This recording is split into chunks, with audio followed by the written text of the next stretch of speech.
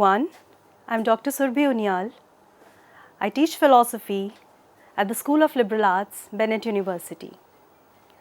We are doing a lecture series on Indian knowledge system. And in today's lecture, we will be discussing about art and culture.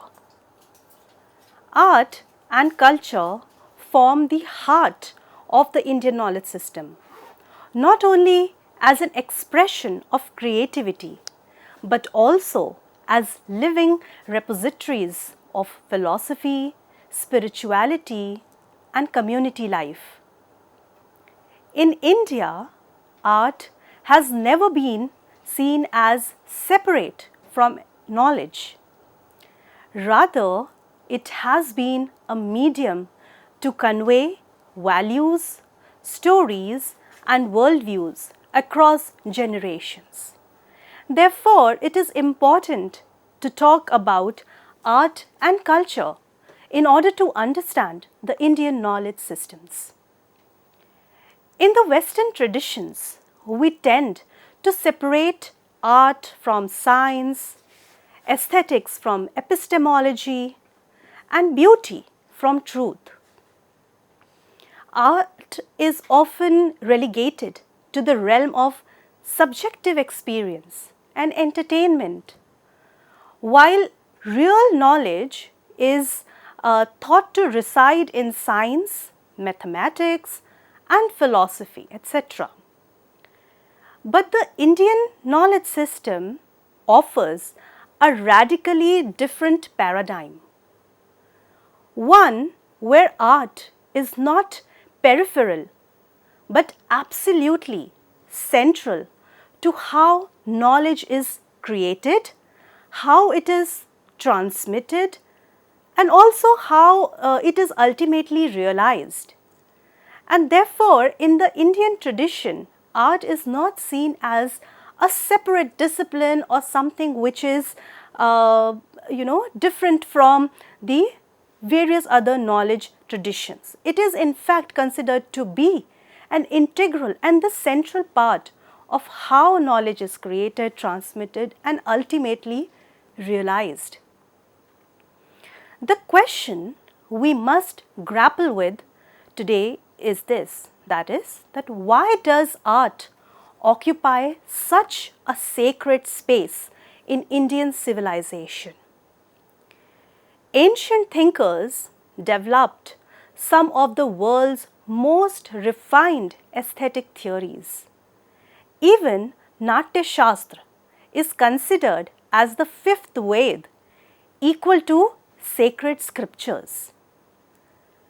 And in order to understand that why it is considered as fifth Ved, we will be able to realize that why art occupies a sacred space in the Indian tradition.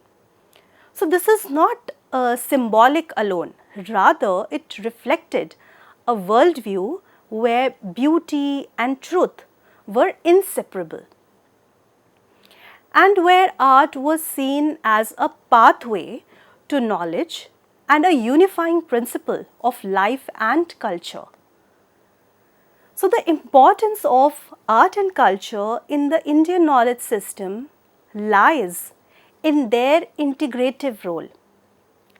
They bridge the material and the spiritual, the aesthetic and the philosophical, or you can say the local and the universal. So it has an integrative role, and we need to introspect on this integrative role of art and culture in order to understand the Indian knowledge system. So by studying Indian art and culture, we not only appreciate their beauty, but also we gain insight into how Indians in different times and different regions, they have understood the world around them and expressed that understanding through forms, through colors, sound, and movement.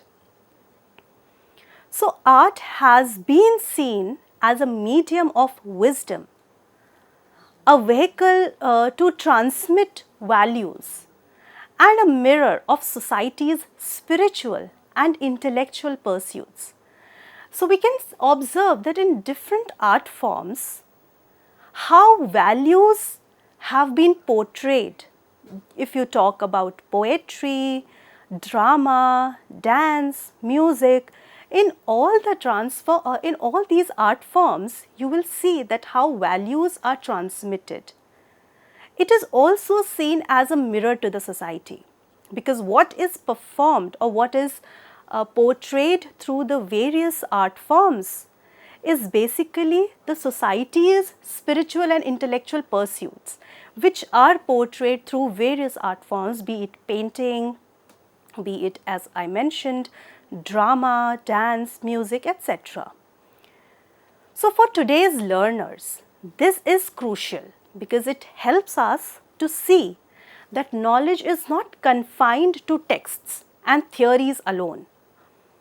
In fact, it also resides in symbols, in performances, and traditions that continue to shape identity and inspire innovation.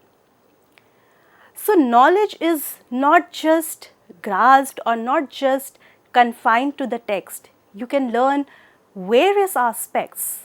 You come to know various traditions, various cultures, various philosophies. If you observe these performances, if you observe these symbols which are being portrayed in different art forms. Let us now come to a very interesting aspect or a concept in the Indian aesthetic tradition, which is known as Satyam, Shivam, Sundaram. So to understand Indian aesthetics, we must begin with its philosophical foundation. At the heart of Indian thought lies the concept of Satyam, Shivam, Sundaram, that is, truth, goodness, and beauty. You will realize in the course of the lecture that how these three integrated concepts, how are they important in order to understand the significance of Indian aesthetics. That Indian aesthetics is not only for pleasure seeking. In fact, it has a more sophisticated role, a more philosophical role to play, wherein these three concepts of Satyam, Shivam and Sundaram, they go hand in hand. So truth, goodness and beauty have to be understood in order to understand Indian aesthetics. Also, this is not a casual association of three pleasant qualities. In fact, it is a profound metaphysical claim about the nature of reality itself. So these three principles, they form an inseparable unity, each one implying and requiring the other. So truth, goodness and beauty have to be understood from a metaphysical sense, that how do we understand the nature of reality, and in order to understand this nature of reality, we have to consider these three concepts as inseparable, wherein one is implying the other or requiring the other. Why? Because truth without goodness is incomplete. Goodness without beauty is lifeless, and beauty disconnected from the truth is mere illusion. So if something is truth but it's not good, we would not consider it to be complete. So truth has to be with goodness, but this goodness also needs beauty to be lively, as you can say. So it would become lifeless if there is no beauty in the goodness. While if we talk about beauty which is disconnected from truth, it would be considered as mere illusion, and therefore it wouldn't make any sense. So all these three concepts have to be understood as inseparable, and each implying the other, how they are three interrelated and how they are creating meaning when they are together. In the Taittiriya Upanishad, it makes this explicit in one of the most important statements in Indian aesthetic philosophy. Rasovesaha, that is, he, and by he it is meant Brahman, indeed is ras, and only upon attaining him does one become blissful. Since he alone causes bliss, meaning that aesthetic essence is identical with ultimate reality. So with Brahman itself, what we experience in profound aesthetic movements is nothing less than a taste of the absolute. So Indian aesthetics basically deals with how we need to realize or how we need to experience the ras.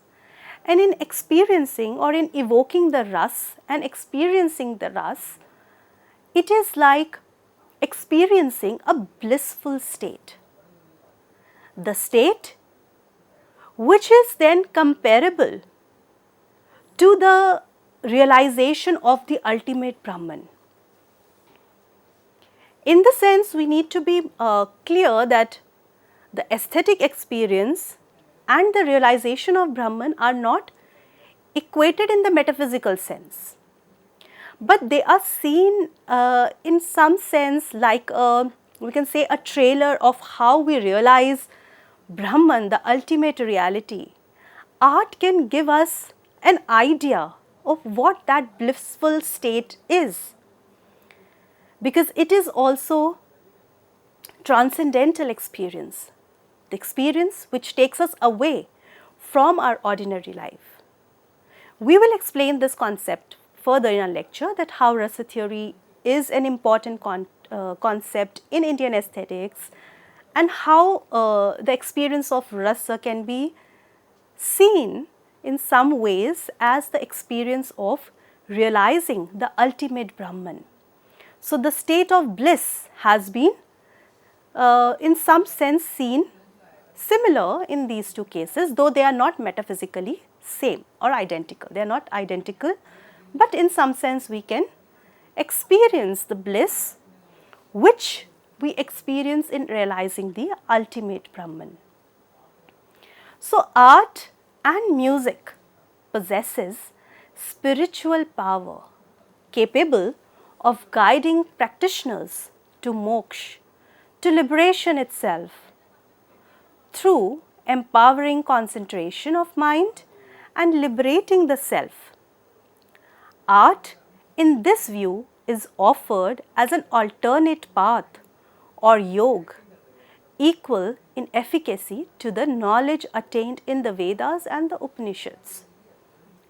So again we can see that how art, different forms of art, even music being one of the form of art, how that helps us in possessing these spiritual powers, which helps one to realize in some sense the idea of moksha and liberation, if not exactly in the metaphysical sense, but how it can give us those ideas, give us that experience which is realized when one attains liberation.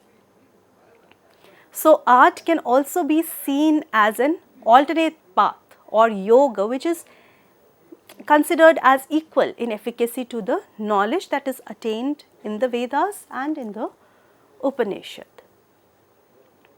Now let us try to understand that what is the purpose of art, as in what is art really for.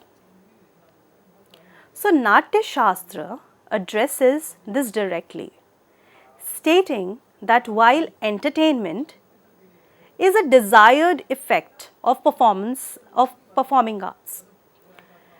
It is not the primary goal. Instead, the primary goal is to evoke ras, that is, aesthetic essence, to lift and transport spectators towards expression of ultimate reality and transcendent values. And this is basically the purpose of art from the Indian context, that this art is not merely for entertainment. It can give us some sense of pleasure, it can be seen in some ways for entertainment, but that is not its primary goal. Its primary goal is to evoke rasas. And this evoking of rasa means the aesthetic essence that lift even the spectator, the one who is performing that art, and also evoking the ras in the audience, in the spectators, in the viewers or in the readers. How they can also experience the bhav which are being portrayed by an artist. And this then takes them to a different realm, a transcendental realm, making them, you can say, uplift them from their ordinary life to the transcendental realm of realizing the expressions, the bhavs, the rasas that are being portrayed by an artist. So, through this work of art, these rasas are evoked, and that is basically the primary aim of art.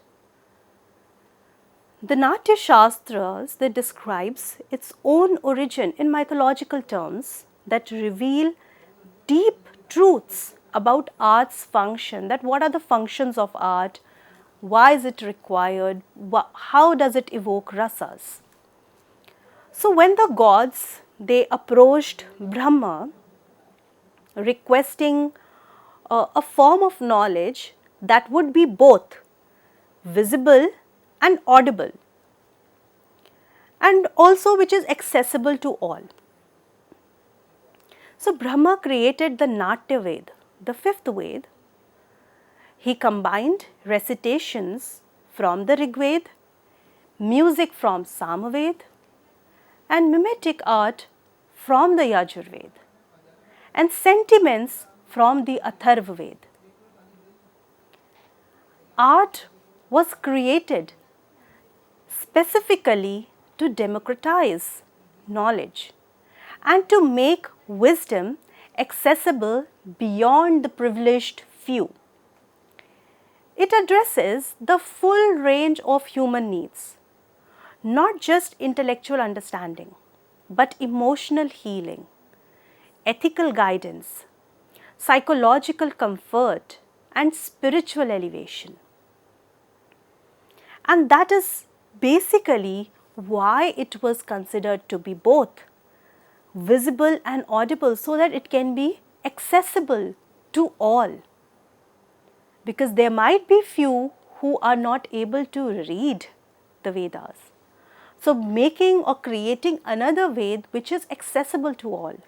So, knowledge showcased through different art forms, which then becomes accessible to everyone and not just limited to a privileged few who have understanding of language, who are able to read well. But this Ved, fifth Ved, was basically made in order to be more accessible even to the general public, who can then understand what is the emotional healing, how are different values inculcated, what are the ethical guidances, psychological comfort, and in fact also the spiritual elevation. So, through art, abstract concepts, they become tangible and accessible. They also serve as carriers of memory, preserving stories, traditions and values across centuries. For example, epics like Ramayana and Mahabharata have been transmitted not just through texts but through oral storytelling, paintings, theatre, dance, and making them part of lived culture and accessible to all. So, something which is considered as a text, epics in the form of text, how they are also transmitted through these oral storytelling, painting and different art forms, theatre, dance, because this makes them part of a lived culture and which then becomes accessible to everyone. And that is the role of art. That is how art helps us in using these values, these knowledge traditions and making them accessible to everyone, because they believe or it is seen as something which is lived, as something which is more experiential. So, knowledge when produced through a work of art becomes an experiential knowledge, and this experiential knowledge is understood even by those who do not have proper training of language, of let us say specific texts, specific type of languages, but these art forms make or bring these traditions to the public and being accessible to everyone. And that is how these abstract concepts become tangible and accessible to everyone. So, we will continue this concept further and we will discuss that how art's role can be seen in the sense of complete life, in the sense of how Indian philosophy talks about the meaning of life and how we can understand it with the help of art forms. Thank you so much. We will continue it in the next lecture.